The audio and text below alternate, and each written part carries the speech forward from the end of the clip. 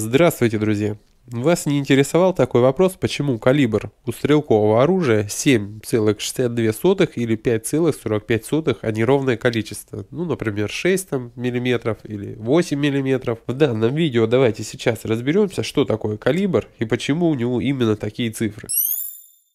Калибр оружия – это расстояние между противоположными полями нарезов канала ствола. Эта величина является одной из главных характеристик, определяющая мощность оружия. Винтовка Мосина, которая была принята на вооружение еще в 1891 году, была разработана под патроны калибра 7,62 на 54 мм. С того момента патрон закрепился на долгое время. В то время в царской России использовали не только сантиметры, а английскую систему измерения дюймы и линии. Современные калибры оружия берут свою историю еще из 19 века, когда в многих странах длину мерили не в миллиметрах и сантиметрах, а в дюймах. Соответственно, калибр 7,62 мм соответствует вполне круглой величине 0,3 дюйма, или 3 линии в старинной русской системе мер. Нужно отметить, что имеется немало патронов, имеющих круглое значение калибров. И в метрической системе, например, 8 мм, 9 мм для люгера, к примеру, 10 мм, разные бывают значения калибров. Кроме того, нужно помнить, что мы, как правило, видим номинальные значения калибров, а фактически диаметр пули для нарезного оружия может отличаться от него в зависимости от того, обозначается ли калибр ствола по дну нарезов или по их полям,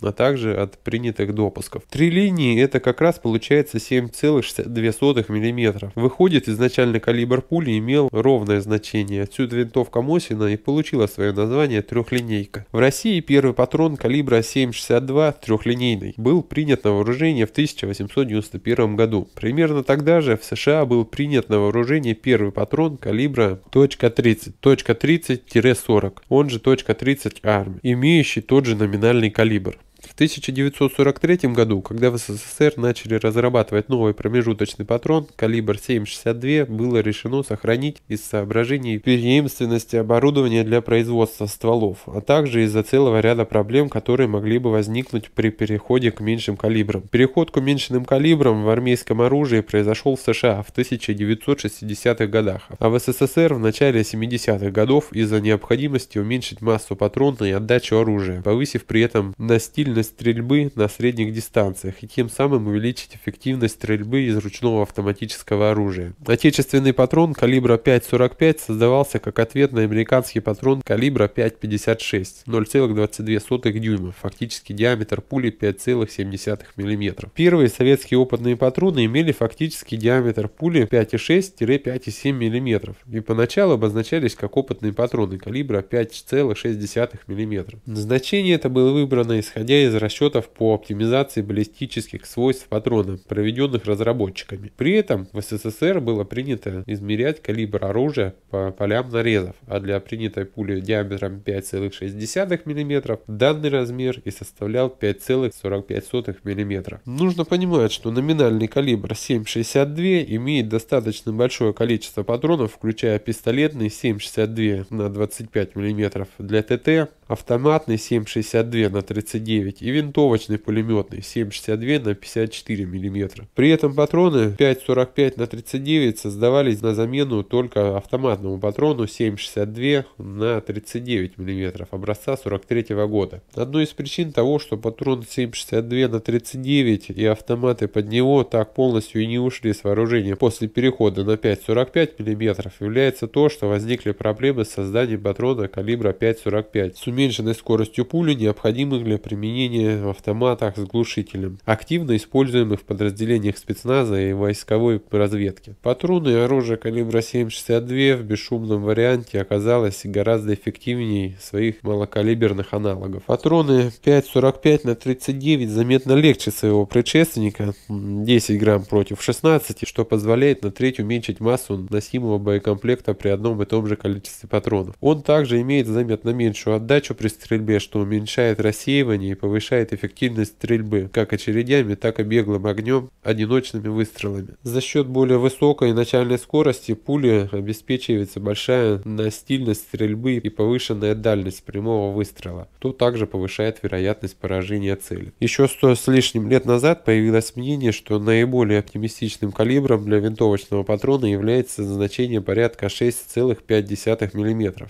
чуть меньше или чуть больше. Однако разработанные в последние 10 лет в США суперперспективные и активно рекламировавшиеся промежуточные патроны такого калибра, например 6,5 или 6,8, так и снискали особого успеха. По факту их преимущества над имеющимися патронами калибра 5,65 не столь уж и велики, чтобы затевать глобальное перевооружение. Определенные перспективы сейчас есть в области разработки патронов с композитными, то есть металл и пластик, или полностью пластиковыми гильзами. Но пока все эти работы находятся в основном в стадии экспериментов. А что вы думаете по этому поводу? Напишите ваше мнение в комментарии. Я считаю, что мнение каждого полезно и важно. Также сразу можете поделиться ссылкой на это видео со своими друзьями через мессенджеры. Им наверняка будет тоже интересно это посмотреть.